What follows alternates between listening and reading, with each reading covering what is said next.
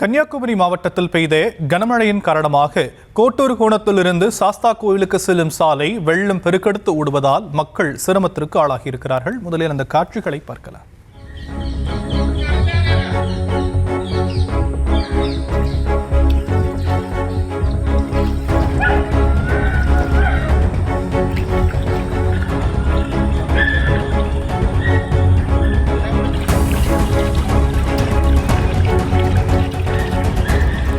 கூடுதல் விவரங்களை செய்தியாளர் சேகர் வழங்க நாம் கேட்கலாம். சேகர், விரிவான விவரங்கள்.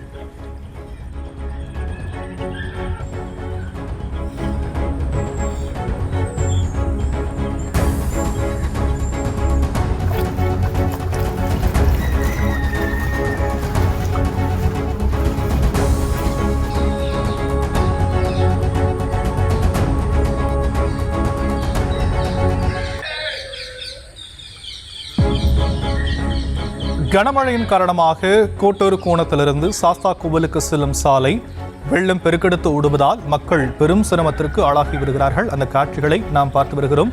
சாலை தண்ணீரில் மூழ்கியிருப்பதால் பெரும் துயரத்தில் மக்கள் இருக்கக்கூடிய நிலையில் கன்னியாகுமரி மாவட்டத்தில் பெய்த கனமழையின் காரணமாக இதுபோன்ற ஒரு சூழல் ஏற்பட்டிருக்கிறது. விவரங்களை செய்தியாளர் சேகர் வழங்க நாம் கேட்கலாம். சேகர், விவரங்கள். வணக்கம். கன்னியாகுமரி மாவட்டத்தில் கடந்த 2 தினங்களாக தொடர் மழை பெய்து வருகிறது.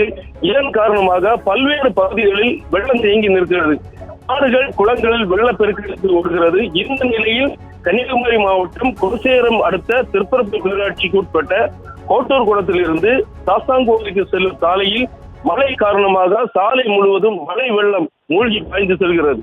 இதனால் இந்த பகுதியில் உள்ள கிராமத்தில் வசிக்கும் மக்கள் வீடுகளில் இருந்து செல்லவோ வீடுகளுக்கு வர சிரமங்களை சந்தித்து வருகின்றனர். இதுபோன்று அதே பகுதியில் நடப்பட்டுள்ள வாழை தோப்புகளிலும் வெள்ளம் சூழ்ந்துள்ளது. தண்ணீர் தேங்கி நிற்கிறது. இது விவசாயத்திற்கு பெரும் பாதிப்பை ஏற்படுத்தியுள்ளது. மழை நீர் கோடை அமைக்க திருப்பரப்பு பேரூராட்சி நிர்வாகம் காட்டும் அலட்சியமே இந்த அவல நிலைக்கு காரணம் என இந்த பகுதி மக்கள் குற்றம் சாட்டியுள்ளனர்.